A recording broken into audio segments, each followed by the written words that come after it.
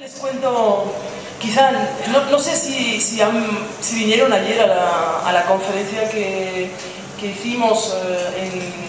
en el claustro de Sor Juana. Digo esto porque ha habido gente que venía hoy que me decía, bueno, que yo quería preguntarte algo, quería que siguiéramos la conversación, el diálogo, la serie de preguntas, y siento deciros que yo voy a hablaros hoy de otro material y de otra investigación que en parte sí está relacionada con el análisis de, si queréis, de los dispositivos de control y de producción del cuerpo que aparecen después de la Segunda Guerra Mundial, del que yo os hablaba ayer, pero que algunos de los que habéis guardado preguntas os pediría todavía un poco de paciencia y que quizá me hicierais o nos hicierais las preguntas al final de esta pequeña presentación. Así que, si os parece bien, yo os cuento qué demonios hace un activista queer, transgénero, llámelo usted como quiera, ¿no? Intentando reflexionar sobre Playboy, una revista aparentemente, en principio, heterosexual, recalcitrante, no sé si llamarla pornográfica hoy, pero porque ya hoy, si uno piensa en los años 50, la revista Playboy es más bien casta que pornográfica, sobre todo comparado con la pornografía que circula hoy en la red, ¿no? Es decir, que Playboy prácticamente ya es casi religioso más que pornográfico, ¿no? Pero bueno, en todo caso, sí que querría explicarles para aquellos que quizá conozcan mi trabajo como activista y se pregunten ¿qué demonios hago trabajando sobre Playboy? No se crean que yo mismo en algún momento no me pregunté a mí mismo qué estoy haciendo trabajando sobre Playboy, ¿no? ¿Qué estoy haciendo leyendo años y años de la revista Playboy? ¿A qué me va a llevar todo esto, ¿no? Así que, bueno, en principio este análisis sobre Playboy que les voy a presentar hoy, como les decía, forma parte de una investigación más amplia que empecé con la escritura de Texto Yonki y que, como les contaba, intenta de algún modo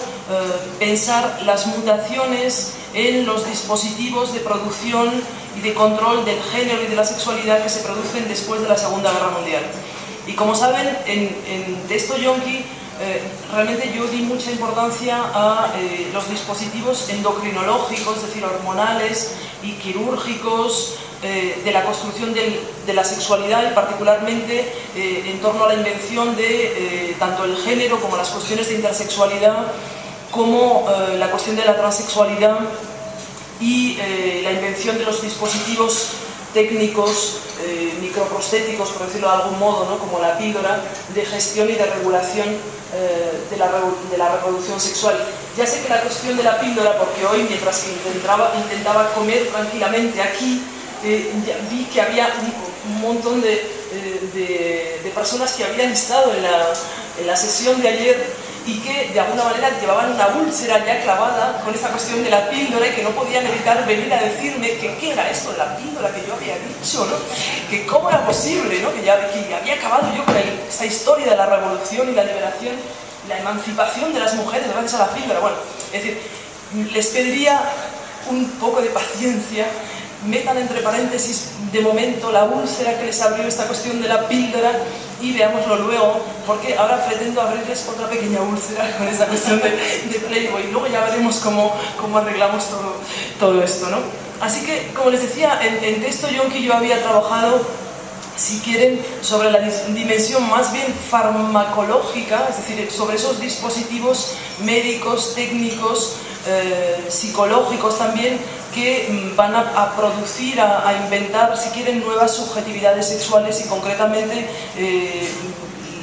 las nociones de género, de intersexualidad, de transexualidad, etc. En Pornotopía, en realidad, sí, casi es el otro lado de Texto Yonki de algún modo, puesto que lo que hago en Pornotopía es analizar cómo la pornografía se convierte en los años 50 en una cultura de masas y cómo la masturbación, que como saben en el dispositivo disciplinario del siglo XIX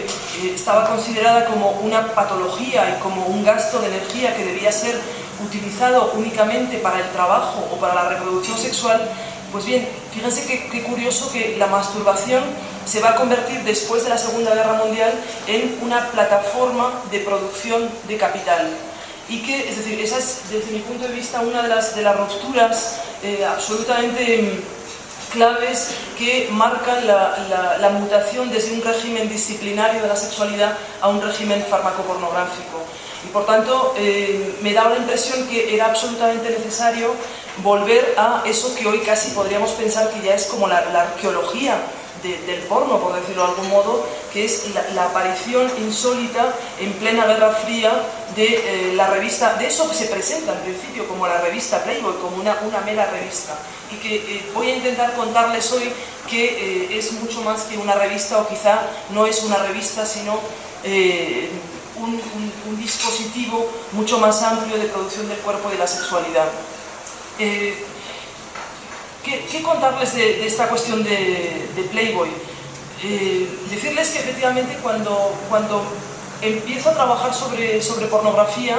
el terreno académico no es particularmente favorable, puesto que ha habido, en primer lugar, yo diría, un rechazo, un desprecio de todos esos ámbitos de producción de la cultura popular en el análisis académico. Es decir, que apenas en los estudios culturales hemos empezado a recuperar la cultura popular como un ámbito crítico. Pero además, dentro de la cultura popular, evidentemente la pornografía aparece, si quieren, como la escoria o la basura de la cultura popular. Por lo tanto, es decir, intentar desde la filosofía o desde la teoría crítica aproximarse a la pornografía realmente no fue fácil al principio. A esto hay que añadir el precedente importante de lo que fue el análisis del feminismo abolicionista en torno a la pornografía durante los años 70 y 80, ¿no? Pensemos en las obras de Catherine MacKinnon y de Working, que de alguna manera fueron las que, en términos de feminismo norteamericano, sentaron de algún modo las bases de la crítica del feminismo a la pornografía, ¿no? Estos análisis de Working y MacKinnon, que no entraré hoy a revisar aquí, ya verán ustedes que intentaré ponerlos entre paréntesis prácticamente. En todo caso, estos análisis tendían a homogeneizar todos los discursos pornográficos, a pensar que más o menos toda la pornografía era lo mismo y que en realidad la pornografía lo que hacía es objetivar el cuerpo de las mujeres, producir una representación vejatoria del cuerpo de las mujeres que directa o indirectamente reproducía la opresión y la violencia